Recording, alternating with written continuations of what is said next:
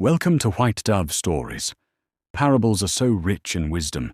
Just take a moment and ponder over this.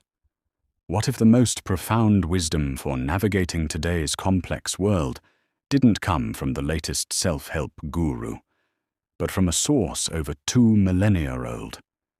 Imagine ancient stories, simple in their telling, yet so staggeringly powerful, they continue to reshape lives, economies, and societies. These aren't dusty relics. They are living blueprints for success, compassion, and ultimate meaning, waiting to be rediscovered. The 25th chapter of Matthew unveils 3 such parables from Jesus of Nazareth, timeless narratives that cut through the noise of modern life, offering urgent, evergreen lessons for living fully and preparing wisely. Part 1. The Parable of the 10 Virgins.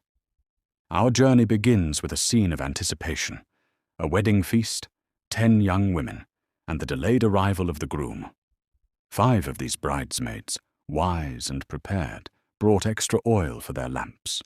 The other 5, perhaps complacent, perhaps simply unthinking, did not. As the night deepened and the groom was still absent, all 10 grew drowsy. But then a cry pierced the darkness. "The bridegroom is coming. Come out to meet him." The foolish bridesmaids, their lamps sputtering, desperately asked the wise for oil. But the wise replied, "No, there may not be enough for both us and you. Go instead to those who sell oil and buy some for yourselves." And while they were gone to buy oil, the bridegroom arrived. Those who were ready went in with him to the wedding feast, and the door was shut. Later, the foolish ones returned, crying, "Lord, Lord, open the door for us." But he replied, "Truly I tell you, I don't know you." The lesson here is stark, yet profoundly relevant. Be ready.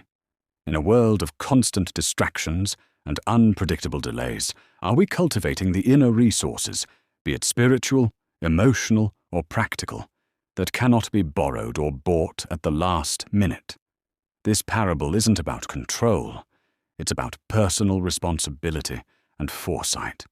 It's about building a robust inner life that sustains us when external circumstances shift. Part 2. The Parable of the Talents. Next, we encounter a story that speaks directly to our potential, our productivity, and our purpose. A wealthy man, before embarking on a journey, entrusted his servants with vast sums of money, or talents, according to their abilities. To one he gave 5 talents, to another 2, and to the third 1.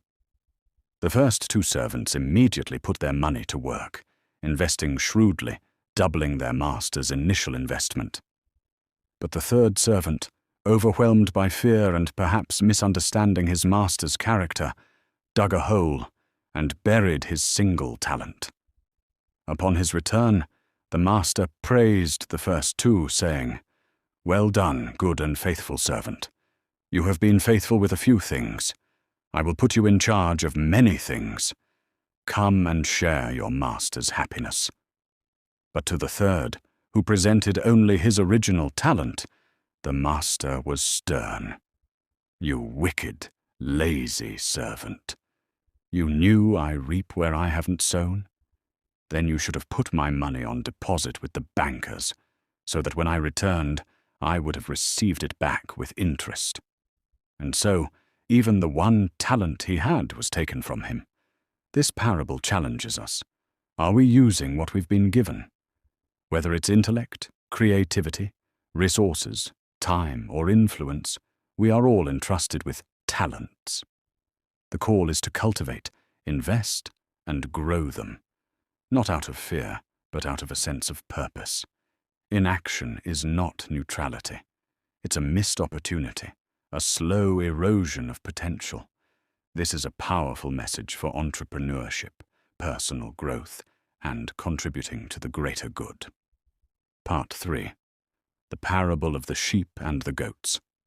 Finally, we arrive at perhaps the most profound and challenging of the 3, a parable that defines the very essence of human compassion and service. It describes a future judgment where the Son of Man separates all people, like a shepherd separates sheep from goats. To the sheep on his right, he says, "Come, you who are blessed by my Father, take your inheritance.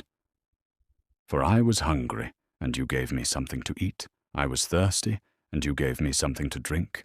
I was a stranger, and you invited me in. I needed clothes, and you clothed me. I was sick, and you looked after me. I was in prison, and you came to visit me." Confused, the righteous ask, "Lord, when did we see you hungry or thirsty, or a stranger, or needing clothes, or sick, or in prison, and help you?" And the king replies, "Truly I tell you, whatever you did for one of the least of these brothers and sisters of mine, you did for me." Then, to the goats on his left, he says, "Depart from me, you who are cursed.